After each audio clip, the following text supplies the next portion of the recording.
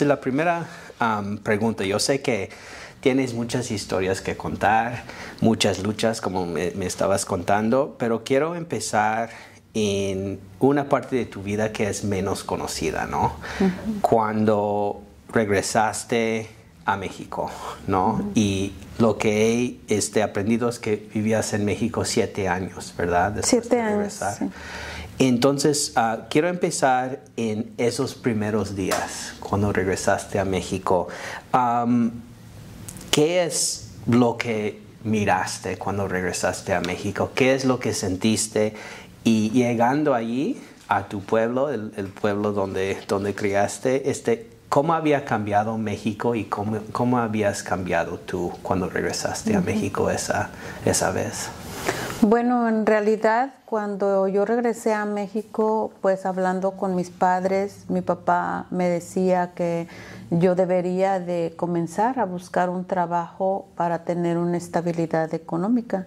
Entonces, pues le dije pues que era difícil para mí poder mantenerme en el pueblo callada, aún viendo las injusticias que estaban ocurriendo en los Estados Unidos, pensando pues en mi hermano que estaba viviendo aún aquí en Estados Unidos, indocumentado con su familia, y pensando en las millones de familias que todavía estaban en los Estados Unidos siendo arrestadas, criminalizadas y deportadas. Entonces, en México me involucré con el movimiento migrante mesoamericano y yo representaba a Familia Latina Unida y a la Iglesia Metodista Unida Adalberto en México, porque también en México estaban regresando familias que habían sido deportadas o que estaban regresando por su propia voluntad con sus hijos que nacieron en este país. Y yo decidí tomar santuario y luchar en este país para que no me deportaran, porque pensando en mi hijo que nació en este país y pensando en su futuro y pensando en su bienestar y que aquí podía tener mejores oportunidades, entonces no podía dejar pasar eso en México. ¿Y cómo nos podíamos organizar? Entonces desde México comenzamos a organizarnos para los que estábamos allá, poder apoyar a los que estaban acá aún siendo oprimidos. Y es así que a través del movimiento migrante mesoamericano me comienzo a involucrar. Pero también pues para encontrar un trabajo en México me era difícil, ya que yo no tenía una preparación académica, no había terminado mis estudios. Entonces miré un anuncio que solicitaba personas para trabajar. Allá en México es la preparatoria o el bachillerato terminado con conocimientos de computación. Yo tenía los conocimientos de computación porque aquí en el movimiento lo aprendí un poco. No tenía un documento. Yo terminé solamente mi secundaria, que viene siendo el noveno grado, y me gradué de secretaria empresarial. Entonces, pues el anuncio también decía que tenía que ser una persona de 18 a 25 años. Entonces yo ya tenía más de 30 años, ya no era elegible para ese trabajo. Y supe que estaban dando clases para hacer el bachillerato, y entonces comienzo yo a hacer mi bachillerato en el sistema abierto los días sábados. Así es como comienzo yo a estudiar y a sacar mi certificado en Microsoft, que me acreditaba que yo tenía los conocimientos de computación. Y es así que me comienzo a involucrar con el movimiento migrante mesoamericano en la ruta migratoria para defender los derechos de los migrantes centroamericanos que transitan por nuestro país, ya que aquí siempre decíamos, ¿verdad?, ¿cómo podemos exigir que se respeten los derechos de nosotros los mexicanos si en la ruta migratoria están secuestrando, están asesinando a personas, están violando mujeres? ¿Y qué vamos a hacer? Y es así que junto con mis compañeros del movimiento migrante mesoamericano, pues me atrevo a trepar en la bestia, en el tren. Trepé más de 10 veces para protestar por las violaciones a los derechos de los migrantes centroamericanos y también para visibilizar el problema y para dar el acompañamiento también algunas veces a los migrantes de Centroamérica. Entonces, a través del movimiento migrante mesoamericano, pues se le da el acompañamiento a las madres que buscan a sus hijos desaparecidos, madres provenientes de Honduras, de Nicaragua, de El Salvador y de Guatemala, y es así como yo me involucré, ¿verdad? Las mamás, cuando llegaban a México hace algunos años, pues no tenía nadie que les apoyara, nadie que les recibiera. Ellas llegaban, las madres de Honduras, llegaban hasta la frontera nada más, de México con Guatemala a Tapachula, Chiapas, era lo mucho que ellas podían llegar cargando sus fotografías y buscando a sus hijos desaparecidos. Y es que a través del padre Luis Ángel Nieto, pues contacta a las madres y comenzamos a organizarnos para darle el acompañamiento. Y así es que las madres lograron llegar hasta no solamente la frontera de Chiapas, sino toda la ruta migratoria de México hasta llegar a la frontera de Estados Unidos con México. Entonces, cuando ocurrió lo de la masacre de San Fernando, Tamaulipas, con las madres logramos llegar hasta el rancho donde los migrantes habían sido asesinados. Entonces, eso fue parte. En México, pues también tuvimos otras acciones de protesta enfrente de la Embajada de los Estados Unidos. Logramos enviar una delegación de niños que nacieron acá en los Estados Unidos para ir a Washington a cabildear con los congresistas y los senadores a favor de una reforma migratoria y que los padres que habían sido deportados como yo, pues pudiéramos de alguna manera poder regresar a los Estados Unidos de una forma legal. Sí, muchas gracias. Y leyendo y aprendiendo de su trabajo allá en México, me afectó mucho que tú luchaste por los derechos de los centroamericanos, porque a veces los mexicanos dicen que no es un problema nacional, ¿no? Que hay que defender los derechos de los inmigrantes mexicanos, ¿no? Y no ven que los centroamericanos son parte de esa visión de solidaridad, ¿no? Entonces, ¿qué es lo qué dirías tú a las personas que piensan que los mexicanos, es cuestión de defender los mexicanos y los centroamericanos es otra cuestión? Es importante defender los derechos de todos los inmigrantes, no importa de qué país vengan, pero es importante ver que está ocurriendo un gran problema en nuestro país, México, ¿verdad? Y que en aquellos tiempos cuando estaba de presidente, pues Felipe Calderón, Enrique Peña Nieto, era cuando más secuestros se daban de migrantes de Centroamérica, mujeres eran violadas y personas que trepaban al tren para poder transitar por México perdían alguna extremidad, ya fuera una mano, un pie o incluso pues la vida, ¿verdad? Entonces eso a mí me dolía mucho cuando recién fui deportada, me dolía mucho ir a la ruta migratoria porque yo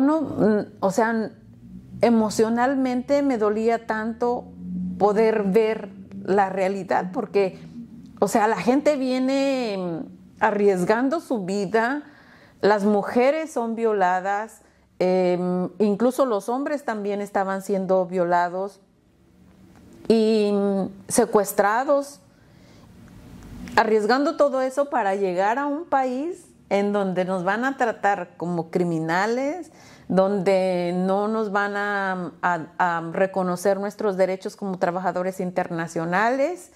Y era difícil, pero finalmente me tuve fortaleza y dije no, tenemos que ir a la ruta migratoria porque tenemos que visibilizar el problema y tenemos que luchar para que los migrantes de Centroamérica tengan por lo menos un documento donde ellos puedan transitar en México. Si ellos deciden quedarse o si ellos deciden irse, es su decisión, ¿verdad? Pero por lo menos que ellos puedan transitar en México de una forma segura.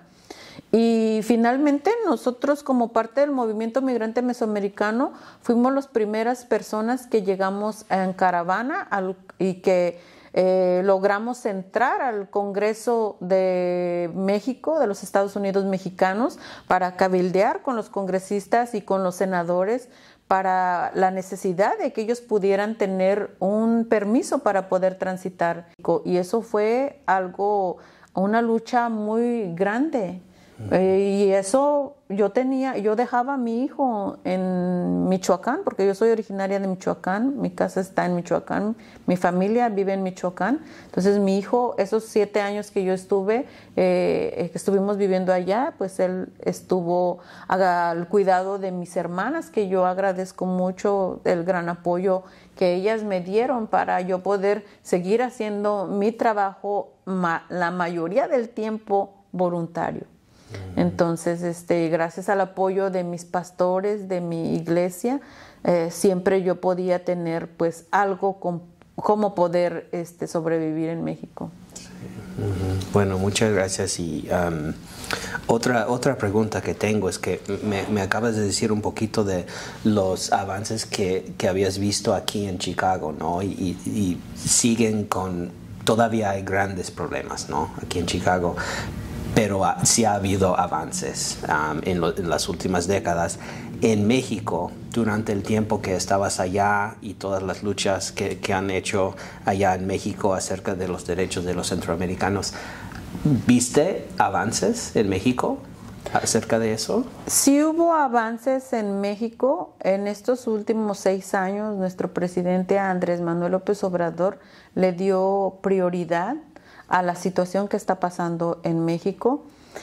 Cuando yo estuve allá, se logró pues que se les diera un permiso a algunos migrantes de Centroamérica para poder transitar en México. Desde luego, en aquel tiempo, los agentes de inmigración no lo respetaban.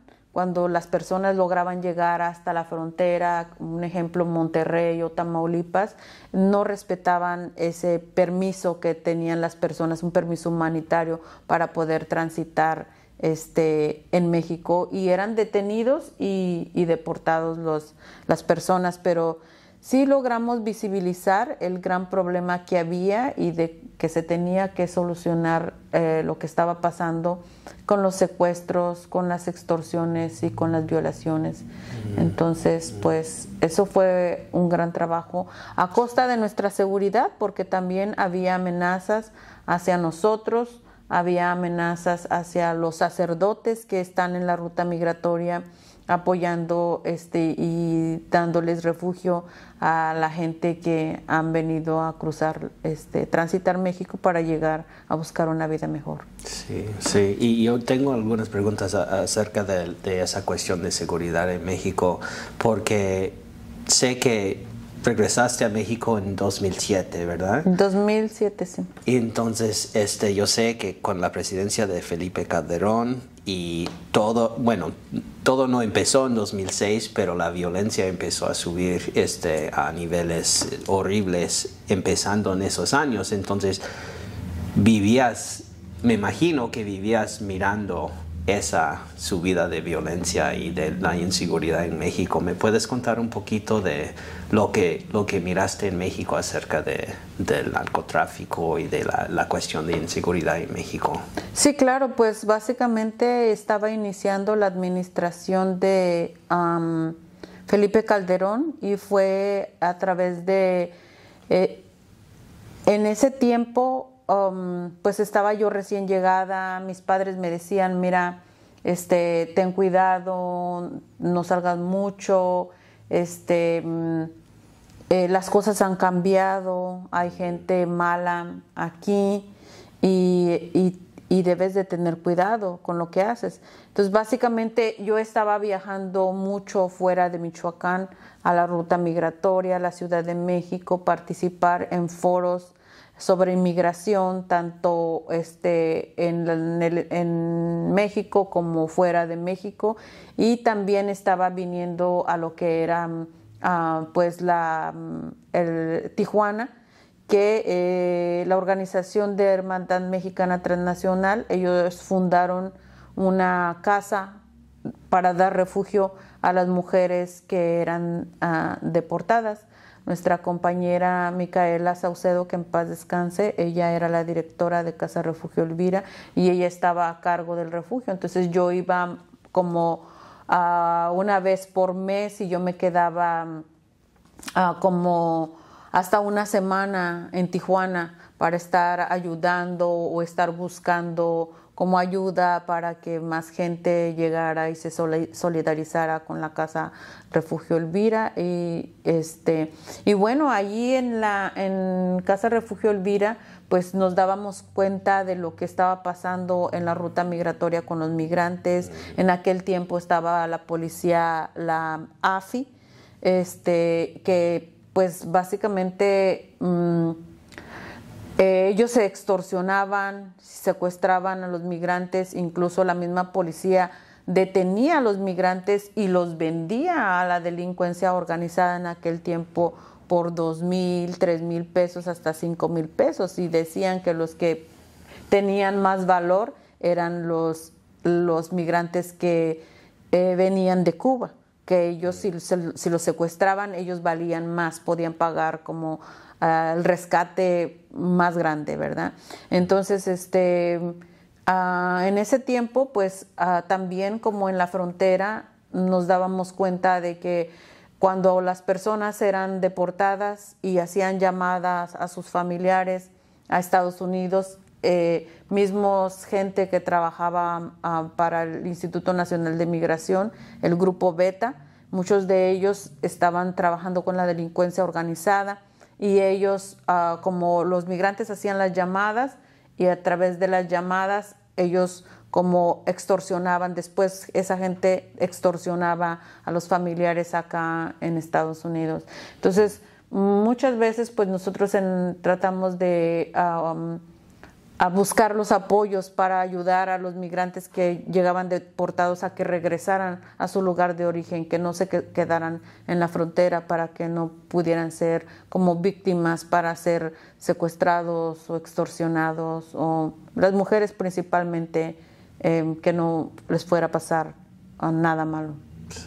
Uh-huh. Pero en realidad sí, o sea, se veía mucha violencia, y en Michoacán pues fue uno de los estados que más sufrió la violencia. Sí. Y usted mencionó antes el movimiento de inmigrantes mesoamericanos. ¿Me puedes contar un poquito de esa organización, cómo se formó, cómo se involucró usted y un poquito más detalladamente de lo que hiciste con esa organización? Sí, claro. Bueno, pues primero éramos compañeros que estuvimos aquí en los Estados Unidos. El compañero Pepe Yax y Medina, él estuvo acá en los Estados Unidos por mucho tiempo, después volvió a México, y en ese entonces, cuando yo vuelvo a México, él es diputado migrante. Su esposa, la señora Marta Sánchez Soler, pues ella está trabajando en conjunto con él por los derechos de los inmigrantes, ¿verdad? Acá en Estados Unidos y en México también. Entonces llega padre Luis Ángel Nieto, que él estuvo acá en Estados Unidos también, pero él estuvo involucrado en las marchas y protestas y todo eso. Entonces, de alguna forma, él fue castigado también por su arquidiócesis de la Iglesia Católica en México, y ya no le renovaron su visa para poder regresar a los Estados Unidos. Entonces él se quedó en México, y él estuvo haciendo trabajo comunitario. Entonces el compañero Rubén Figueroa, él había estado viviendo acá en Estados Unidos, él es originario de Tabasco, y en Tabasco de repente un día se da cuenta de que inmigrantes de Centroamérica están cruzando por ahí, que los están secuestrando, que los están golpeando, que los están macheteando, y es así como él comienza a ser testigo y participar en eventos sobre la inmigración, y es en un evento de Amnistía Internacional donde nos conocemos con otros compañeros también. Nos damos cuenta de que padre Alejandro Solalinde está haciendo pues abusado por la policía y amenazado por la delincuencia organizada en Oaxaca. Y es así como comenzamos a organizarnos, vamos a apoyar al padre, y empezamos a formar lo que es el movimiento migrante mesoamericano, y comenzamos a meternos en la ruta migratoria para visibilizar y para denunciar lo que está pasando con los derechos de los migrantes centroamericanos que pasan por México. Así es como nos organizamos, y participando en diferentes foros como testigos de lo que está pasando acá en los Estados Unidos también, y de por qué tenemos que involucrarnos también desde México para lograr que en los Estados Unidos haya un acuerdo migratorio entre México y Estados Unidos que beneficie pues a todos los mexicanos y también a los demás migrantes de otros países que están acá. Pero básicamente nuestra prioridad era pues que acá, estando en los Estados Unidos, hubiera un acuerdo migratorio, porque los que están viniendo en la ruta, pues su destino es los Estados Unidos. Entonces no nos han reconocido nuestro trabajo como inmigrantes, al contrario, pues nos han criminalizado. Sí, y claramente es un problema binacional, transnacional. Y al final es que usted decidió regresar a los Estados Unidos y seguir trabajando en la lucha en este lado de la frontera. ¿Me puedes contar un poquito de cómo tomaste esa decisión y cómo es que llegaste a regresar a los Estados Unidos? Pues en México estuvimos organizando familias mixtas, familias que ya habían estado viviendo acá en los Estados Unidos con sus hijos que nacieron acá, y siempre buscando que hubiera un cambio en la ley migratoria en Estados Unidos que beneficiara también a los que habíamos sido deportados, incluyéndome a mí y a otras familias. Entonces es a través de las redes sociales pues que nos enteramos que hay un movimiento de personas que están regresando a los Estados Unidos. Entonces comienzo pues en ese entonces yo estaba embarazada de mi hijo Emiliano, y escuché que solamente era para soñadores, para dreamers, que habían estado acá en los Estados Unidos y que iban a cruzar, ¿verdad? Entonces que fueron traídos pequeños a los Estados Unidos. Entonces en México pues había una de las familias que eran parte del grupo de Familia Latina Unida, me comenta y me dice pues que ella quiere participar, ¿verdad? Que ella quiere llevar a su hijo para que cruce. Por lo menos dice, si yo ya no puedo regresar, pues que mi hijo regrese, ¿verdad? Y yo le digo, sí, claro, vamos e inténtalo, ¿verdad? En nombre sea de Dios, y a ver si tu hijo, ¿verdad? Porque su hijo ya tenía, pienso que como 15 años, entonces no se acostumbraba a la vida en México, y él quería regresar y él quería estar acá, ¿verdad? Entonces sus otros hijos sí eran, dos de sus hijos sí eran nacidos acá, pero el otro no. Entonces, pues adelante, vamos a contactar a la organización.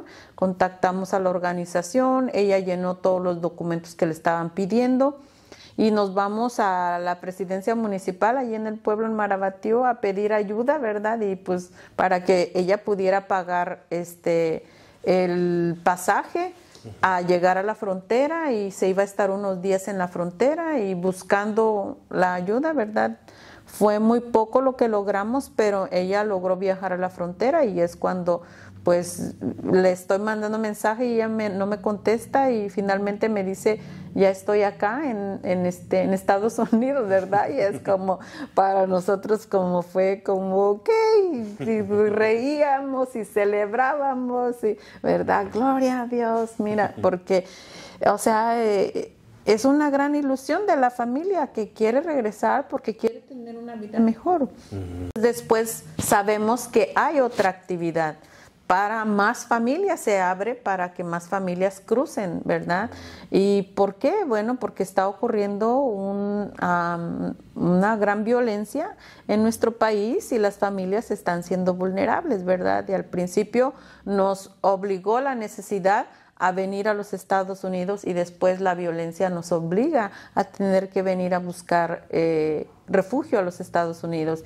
Y es así como más familias comienzan a organizarse y en el pueblo más familias se organizan y es cuando decidimos pues venir a la frontera, ¿verdad? Y pues las familias empiezan a cruzar y finalmente pues decido cruzar. Están arrestando a las familias, las están poniendo en centros de detención y es posible que van a deportar a las familias y pues los medios de comunicación, tenemos que mover a los medios de comunicación porque las familias tienen derecho a poner su vida a salvo, ¿verdad?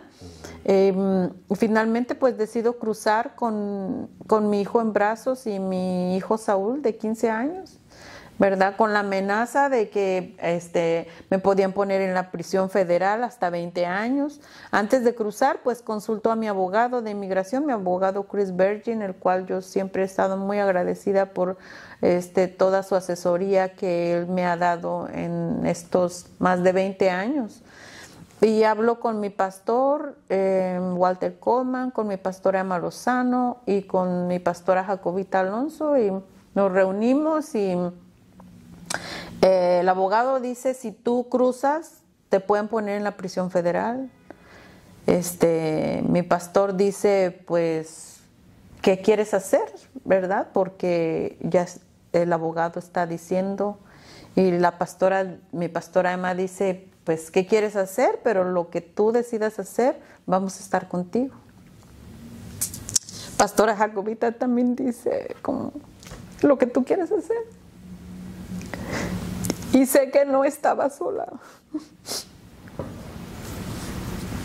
Que no estaba sola y hago las cosas con miedo, pero también me decían que me podían quitar a mi hijo. A Saúl también, por ser menor de 15 años, lo podían entregar al Estado también. Entonces, todo eso me dolía. Pero dije, no, si yo lo tengo que hacer, porque si no lo hago, ¿cómo voy a saber qué bueno puedo lograr? Dios siempre está conmigo. Yo no soy una persona mala. Soy una mamá que siempre he querido lo mejor para mis hijos. Y no solamente pienso en mis hijos, también pienso en los hijos de los demás. También pienso en los padres y madres que no son criminales, que son padres y madres, que son hombres y mujeres, que son trabajadores y que trabajamos duro en este país. Y es tiempo de que nos reconozcan ese sacrificio y ese trabajo. Y fue que pues yo decidí cruzar y sí, o sea, porque me miraban posiblemente mayor y con mi bebé en brazos, pues había 2 agentes de inmigración que decían que no era mi hijo, que yo me lo había robado, que yo estaba en los medios de comunicación y que a lo mejor yo me había robado el niño. Entonces la agente de inmigración que me tocó fue buena persona y me dijo, mira, estos 2 que andan aquí están diciendo que tú te robaste el niño. Entonces, si tu hijo es tuyo, o sea, tú...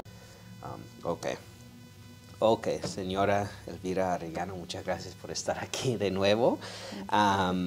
Entonces, nos estabas contando un poquito del momento cuando llegaste a la frontera y no sabías qué iba a pasar, no sabías si ibas a poder cruzar. ¿Me puedes contar un poquito de lo que estabas sintiendo en ese momento y cómo al final cruzaste la frontera? Sí, pues realmente para mí era difícil tomar la decisión de cruzar a los Estados Unidos, ya que pues yo fui castigada, 20 años de no poder venir a los Estados Unidos. Me puse en contacto con la pastora Jacobita Alonso de la Iglesia Metodista Unida Adalberto. Todavía ella no era pastora. Y tengo a través del teléfono una conferencia con mi abogado, Chris Virgin, con mi pastor, el reverendo Walter Coleman, con la pastora Emma Lozano y con la pastora Jacobita. Entonces, legalmente, pues el abogado Chris Virgin me recomienda pues que no es seguro que yo cruce, porque yo puedo tener un castigo y puedo ir a la prisión federal. Me podrían haber quitado a mi hijo, a Emiliano. Él tenía 4 meses cuando yo estaba en la frontera. Entonces iba a cruzar también con Saulito. Él tenía 15 años, siendo menor también. Entonces, pues, aún pensando en todos esos riesgos, pues tomé la decisión de cruzar. Les dije que yo iba a cruzar. Inmediatamente, pues, mi pastora, que ella es madrina de Saulito, mi pastora Emma Lozano, pues ella se va para la frontera para poder, con el poder legal que ella había tenido durante muchos años, para poder hacerse cargo de Saulito en dado caso que pudiera ser entregado al Estado. Y finalmente, pues, decido cruzar aún con miedo. Con miedo no, o sea, no fue fácil tomar la decisión, no fue fácil cruzar. Y finalmente, pues, estoy en el centro de detención. Pues había 2 oficiales de inmigración que ellos estaban diciendo que ellos creían que yo me había robado al bebé que traía en brazos, que yo estaba en todos los medios de comunicación y que era posible pues que yo me había robado al niño, ¿verdad? Porque yo no contaba con una acta de nacimiento de Emiliano, solamente la hoja que dan en el hospital de cuando él nació. Entonces, mi hijo Saulito, pues inmediatamente me avisan, ¿verdad? Que si yo no tengo quien vaya a recogerlo a él, pues va a ser puesto en manos del Estado. Y es así como pues mi pastora va por Saulito. Y nada más en el centro de detención me quedo yo con Emiliano. Y pues me ponen en un tiempo de supervisión con oficiales de inmigración, que ellos están anotando en cada momento lo que yo estoy haciendo, y afortunadamente pues yo le daba en ese tiempo a pecho, alimentaba yo a mi Emiliano, y pues eso también en parte me ayudó que pues ellos creyeron, sí, él era mi hijo.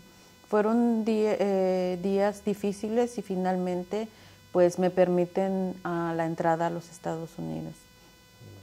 Y de ese tiempo pues comienzo a participar como parte de la iglesia, como parte de la organización de Familia Latina Unida, la cual pues represento, y como parte pues también del movimiento pro reforma migratoria. Entonces, desde ese tiempo pues he estado involucrada. Y estoy bajo un proceso de solicitud de asilo. Gracias a eso pues tengo un permiso de trabajo, tengo mi seguro social, puedo tener mi licencia de manejar y puedo viajar libremente dentro de los Estados Unidos, pero no tengo permiso para poder, puedo ir a México, pero ya no puedo regresar, en dado caso que yo lo quisiera hacer. Muchas gracias por compartir todo eso, y una pregunta más personal. Cuando regresaste a Chicago, después de estar tanto tiempo en México, me imagino que te sentías un poquito de alivio de poder cruzar. ¿Cómo era Chicago desde tu perspectiva? ¿Cómo había cambiado? ¿Cómo te sentías en esos primeros días cuando regresaste a Chicago? Bueno, pues para mí era muy triste, en parte, porque las personas cercanas que habían estado apoyándome, algunas de ellas ya no estaban. También era un tiempo difícil porque mi papá tenía 4 meses que había fallecido y dejar a mi mamá, o sea, también no fue fácil dejar a mi mamá. Difícil también porque pues tenía que comenzar un proceso legal y mientras eso iba caminando, pues no tenía un permiso de trabajo, no tenía una licencia de manejar. Mi seguro social, aunque lo tenía, pero solamente era válido con... Gracias. Solamente era válido con el permiso de trabajo. Entonces sí, pues realmente fue difícil, pero gracias a mi iglesia, que ellos siempre me apoyaron. Me apoyaron mucho y siempre lo han hecho, hasta la fecha lo han hecho. Entonces, pues eso es lo que me ha ayudado para seguir apoyando en la comunidad, luchando en la comunidad. Yo no trabajo para ninguna organización, yo no recibo salario de ninguna organización, iglesia, ni partido político. Yo percibo mi salario trabajando como cualquier otro inmigrante aquí en los Estados Unidos y mi tiempo lo doy voluntario. O sea que hay veces que tengo que batallar también en los trabajos para ir a una marcha, para ir a una protesta, para ir a un lugar. También tengo que batallar como cualquier otro trabajador buscando el permiso para poder asistir a las actividades o tratando de acomodar mi horario de trabajo para poder seguir haciendo el trabajo, el voluntariado a favor de la reforma migratoria. Sí. Y me comentaste hace una semana, 2 semanas, que habías tenido dificultades a veces en encontrar trabajo, la gente te reconoce o piensan que vas a llevar problemas al sitio de trabajo. Y si no quieres responder a esa pregunta, está bien, pero me interesan esas dificultades porque no son dificultades que sufren una persona menos conocida, ¿no? ¿Nos puedes contar un poquito de eso? Sí, yo estoy muy agradecida con la comunidad puertorriqueña porque ellos me han apoyado mucho desde que yo llegué y antes cuando vivía en el barrio, porque gracias a las recomendaciones, pues ellos me han dado trabajo, me conocen, saben que yo he estado involucrada en la lucha, pero hay veces que sí me ha tocado buscar trabajo en algunas fábricas y sí se me ha dificultado, ¿verdad? Porque yo trato de dejar mi activismo afuera porque soy una mamá que también quiere tener lo mejor para su familia, que quiere proveer lo mejor, que nada nos falte en el hogar y pues hay veces que es difícil porque cuando las personas me ven que entro al trabajo, pues luego comienzan a venir y decirme, fíjate que están violando nuestros derechos aquí, fíjate que está pasando esto, fíjate que está pasando lo otro, ¿verdad? Y eso a veces se me hace difícil porque en una fábrica entré a las 3 de la tarde y a las 9 de la noche ya estaban avisándome que me presentaron en la oficina para darme las gracias porque no necesitaban de mis servicios. Entonces sí es difícil. Después cuando fui a recoger mi cheque por esas horas que trabajé, vinieron como 6 o 8 personas que trabajan como supervisores para que me observaran, para que me miraran como, para que, conózcanla, para que la próxima no permitan la entrada aquí, ¿verdad? Y es porque sí, o sea, en esa fábrica se han violado mucho los derechos laborales de los trabajadores y los trabajadores han tenido que batallar mucho. Entonces, sí es difícil. Hay veces que por pedir muchos días permiso, también traigo a los supervisores encima de mí y que ya me dicen que me van a despedir porque yo ando metida mucho en cosas de política y esas cosas, ¿verdad? Pero pues sí me pone nerviosa, sí me da coraje pero trato de mantener la calma, ¿verdad? Trato de mantener la calma y enfocarme en mi objetivo que tengo para mejorar la vida de mi familia. Entonces, lo más importante es que pues no me dejo. No me dejo y sí, o sea, busco la asesoría y aunque muchas personas me dicen, pero imagínate siendo Elvira Arellano, la tratan así, ahora imagínate otra persona, ¿verdad? Pero hay veces que tenemos que aguantar un poco porque tenemos un objetivo para nuestra familia. Pero sí, o sea, sí me ha tocado batallar.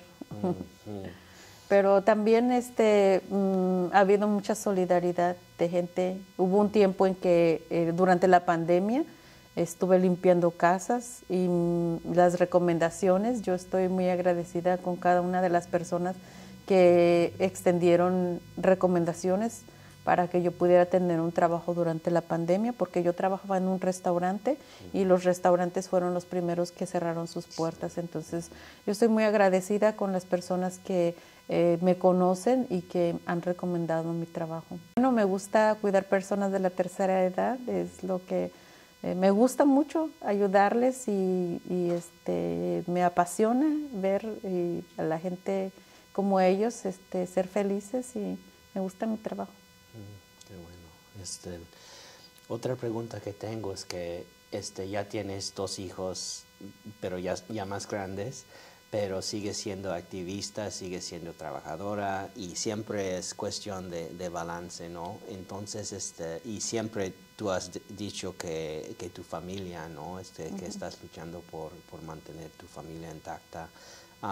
¿Me puedes contar un poquito de cómo es para ti hacer ese balance de cuidar a los hijos, el trabajo y también el activismo? Porque yo creo que eso es una cuestión de muchas mamás y muchos papás también, pero ¿cómo es que tú haces ese balance? ¿Cómo es que tú escoges dónde donar tu tiempo y dónde dedicar tus pasiones y tus luchas? Yo agradezco mucho todo el apoyo que en mi iglesia me han dado.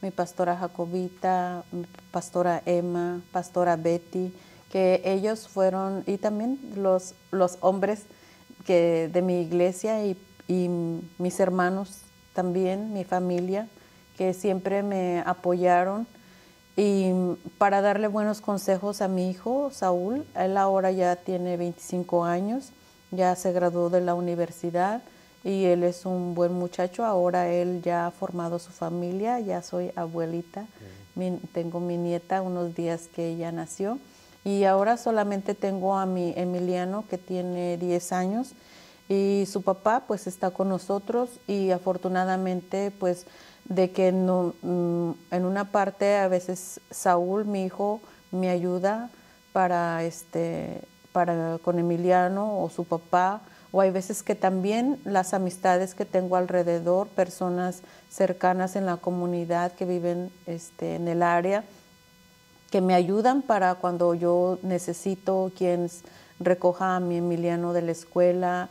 O sea, sí tengo personas que son muy solidarias conmigo y me ayudan, incluso cuando a veces vamos en la marcha y que Emiliano está participando en alguna marcha o protesta, pues alguien de la iglesia lo toma de la mano y se lo lleva mientras yo voy acá con el megáfono, gritando las consignas, ¿no? Entonces, o que estoy haciendo una entrevista con la prensa, siempre hay alguien solidario, entonces eso me ha ayudado bastante, pero sí es difícil y pues trato de hacer lo mejor que puedo para compartir mi tiempo en la comunidad y para ser mamá también. Entonces, ¿y qué piensas qué es lo que han aprendido sus hijos en estar así en marchas y ver a su mamá como líder de la comunidad? ¿Qué es lo que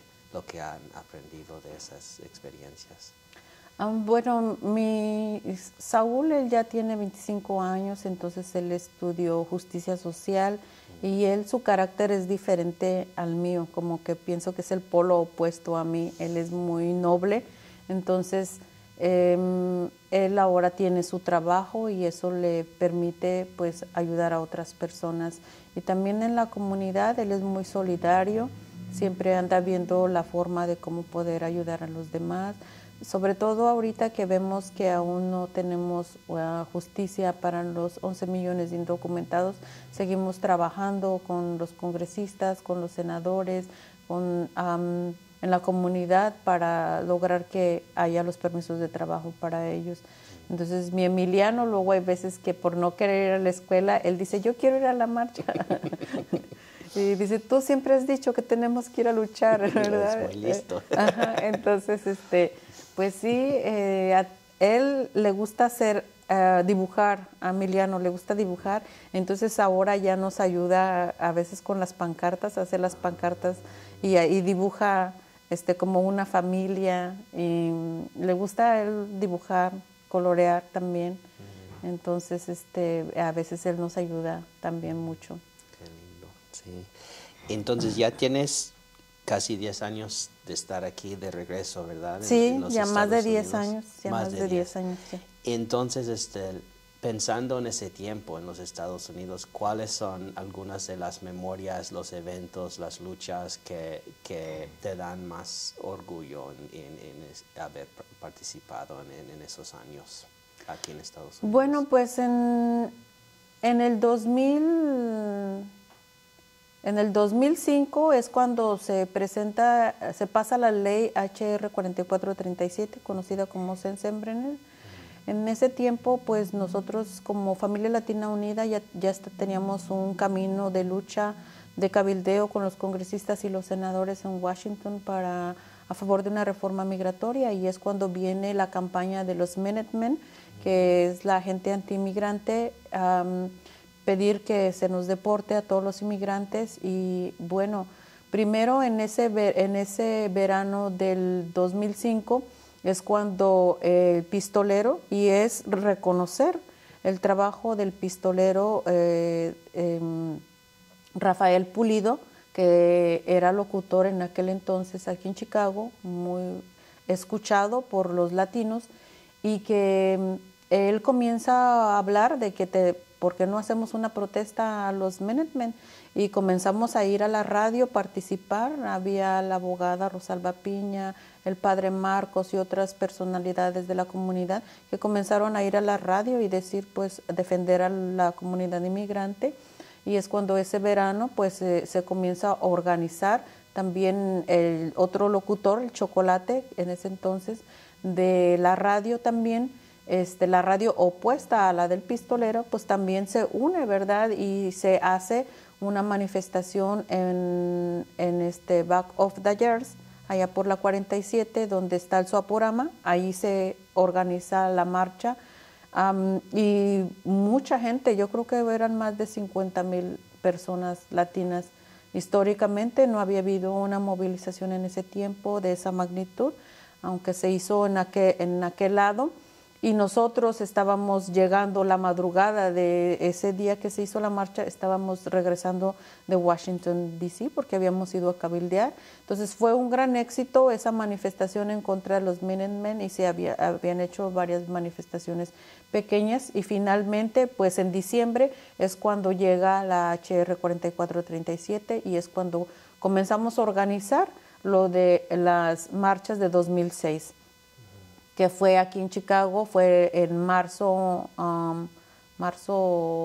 el 10 de marzo, creo que fue la marcha aquí en Chicago, y otras se comienzan a hacer después, los próximos días, se comienzan a hacer en California y otros estados a nivel nacional en contra de esa ley, y esa ley se logra derrotar en el estado. Entonces, para mí eso fue algo muy grande, lo cual pude contribuir, porque al principio pues éramos poquitos los que íbamos y los que querían dar su voz y su testimonio en la radio de participar, pero realmente fue impresionante la movilización que hubo en aquellos tiempos. Entonces, para mí eso fue algo tan importante, y también el haber tomado santuario en la iglesia. Nunca antes lo había hecho nadie, aparte del movimiento del santuario anteriormente para la comunidad centroamericana. pero en la actualidad, en ese año de 2006, pues yo tomé santuario en la iglesia.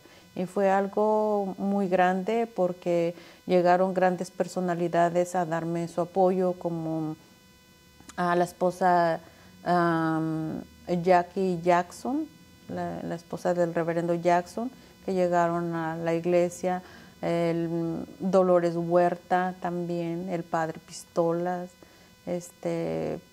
pues gente de la comunidad, familias que llegaban hasta la iglesia para darme su apoyo. Un año que estuve dentro del santuario, un año luchando, un año resistiendo. Ahora lo puedo contar de una forma diferente porque ya ha pasado tanto tiempo, pero realmente fue un año muy difícil. Los ataques anti-inmigrantes que recibí, las amenazas que recibí durante el tiempo que estuve en la iglesia.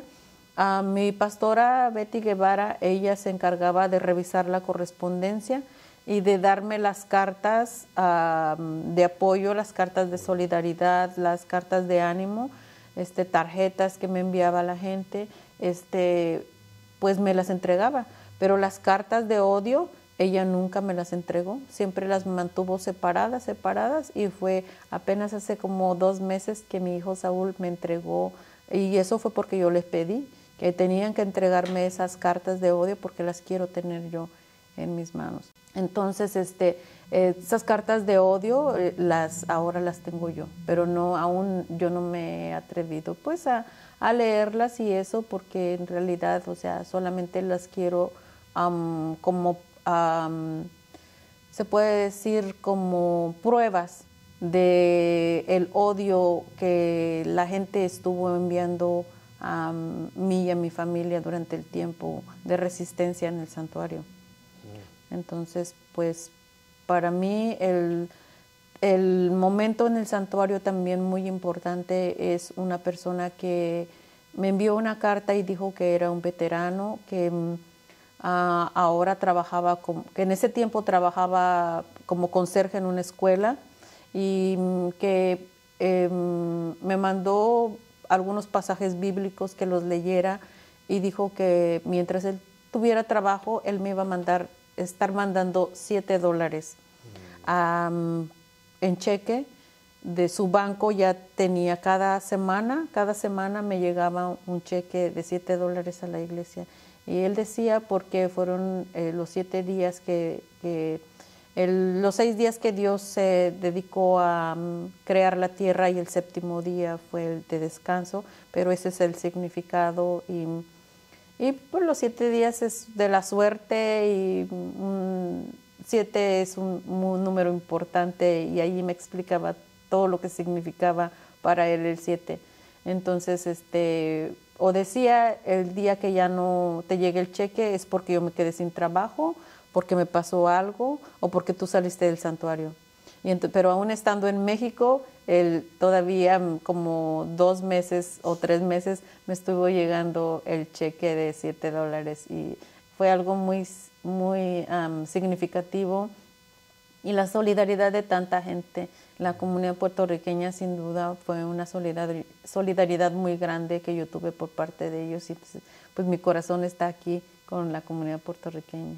Y sobre todo, pues seguir luchando por aquellos que aún no tienen justicia, que son 11 millones de indocumentados, pero siempre pensando en nuestros compatriotas mexicanos, que tenemos que atender las causas. Lo ha dicho claramente nuestro expresidente de México, Andrés Manuel López Obrador, de que tenemos que atender las causas, y una de las causas más justas es que hay 11 millones de indocumentados que aún no han logrado justicia en este país, y es por los que tenemos que luchar. Gracias a Dios yo tengo una protección temporal, pero los demás también tienen derecho a tener una protección temporal, aunque sea mientras se legisla un proyecto de ley de reforma migratoria, y es porque eso te da la oportunidad de que si no estás bien en un trabajo, puedes buscar en otro.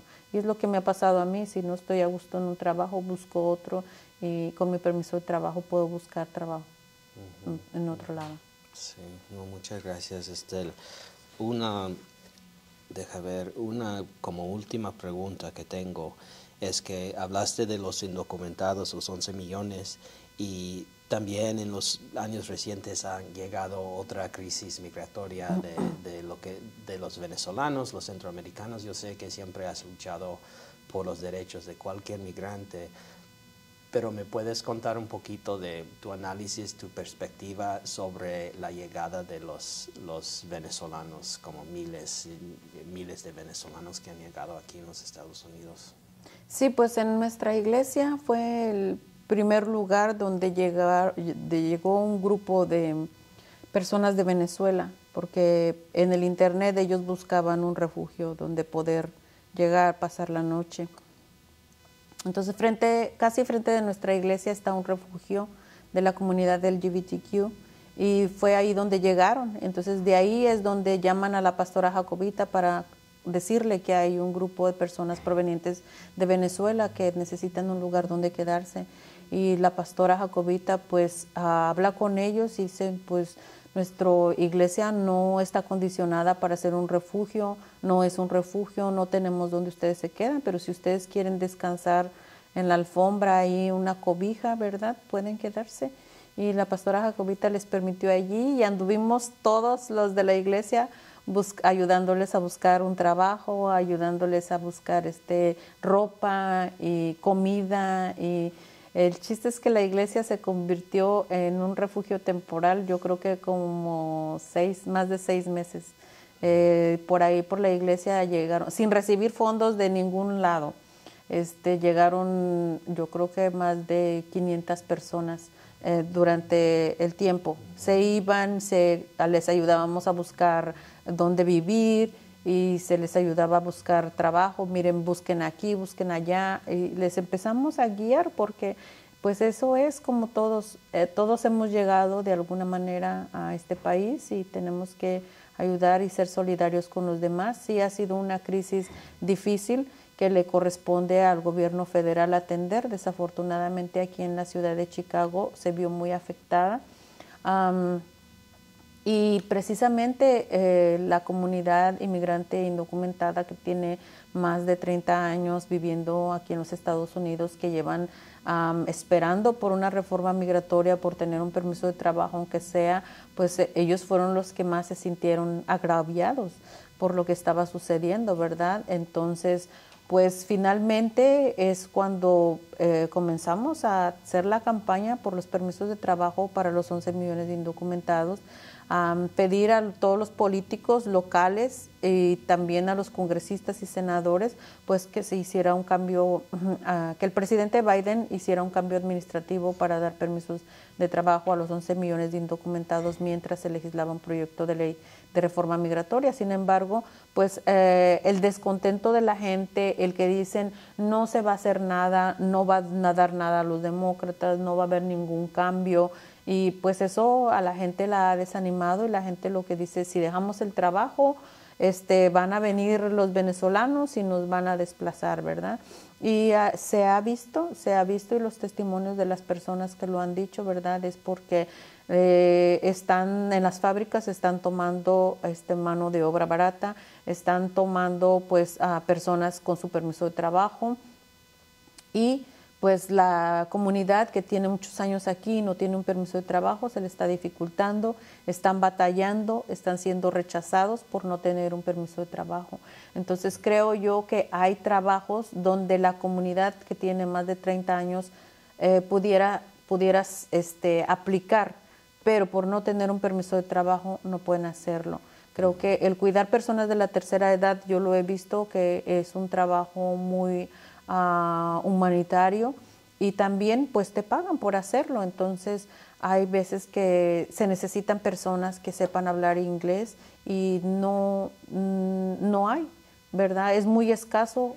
Y ¿por qué? Porque necesitan un permiso de trabajo para poder estar en esos lugares. Entonces, pues yo creo que lo más importante es que el gobierno federal pues sí tendría que hacer ese cambio administrativo para dar los permisos de trabajo, y fue algo en lo que estuvimos luchando en este último año, cabildear con los congresistas, con los senadores, haciendo marchas y protestas a favor de los permisos de trabajo para todos. Entonces apenas el presidente Biden hizo un cambio administrativo que solamente va a beneficiar a un grupo muy pequeño, que son los cónyuges de los ciudadanos estadounidenses.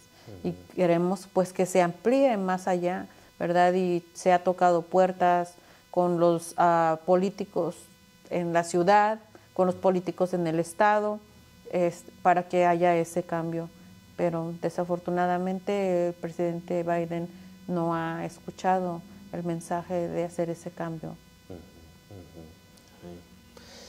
Entonces, muchas gracias por tu tiempo aquí, por compartir tanto con nosotros, y nada más te quiero dar espacio para que sí haya otros temas, otro mensaje que quieres compartir con la gente que está mirando esta entrevista. Pues el mensaje más importante para mí es el tema migratorio, porque es en el cual yo he estado luchando, del cual yo fui afectada, y creo que la agenda más importante que tiene el pueblo indocumentado y también sus familiares, porque ahora ya hay familias mixtas en una familia, algunos son indocumentados y otros sí tienen sus documentos para estar legalmente en este país. La agenda de la comunidad inmigrante es los permisos de trabajo para los 11 millones de indocumentados, mientras se legisla un proyecto de ley de reforma migratoria. Creo que durante la pandemia al presidente Biden nos etiquetó como los trabajadores esenciales, pero hasta ahorita pues murieron familiares, amigos, vecinos, indocumentados que estaban en la línea trabajando todos los días y sacrificaron sus vidas, y aún así no han recibido justicia. Y es importante voltear a ver la necesidad del pueblo. Somos familias trabajadoras. No estamos, hace muchos años, cuando la primera vez que yo llegué a los Estados Unidos, mis familiares, los que llegaron antes que yo, no veían con buenos ojos que nosotros estuviéramos formados en el welfare para pedir estampillas. Eso no era bueno. Tenemos que trabajar y tienes que trabajar, y somos de las personas que trabajamos, ¿verdad? Entonces, no somos una carga para este país, somos gente trabajadora, y yo creo que es importante que el gobierno federal reconozca el sacrificio de nuestras familias y se haga este cambio administrativo que necesitan los trabajadores.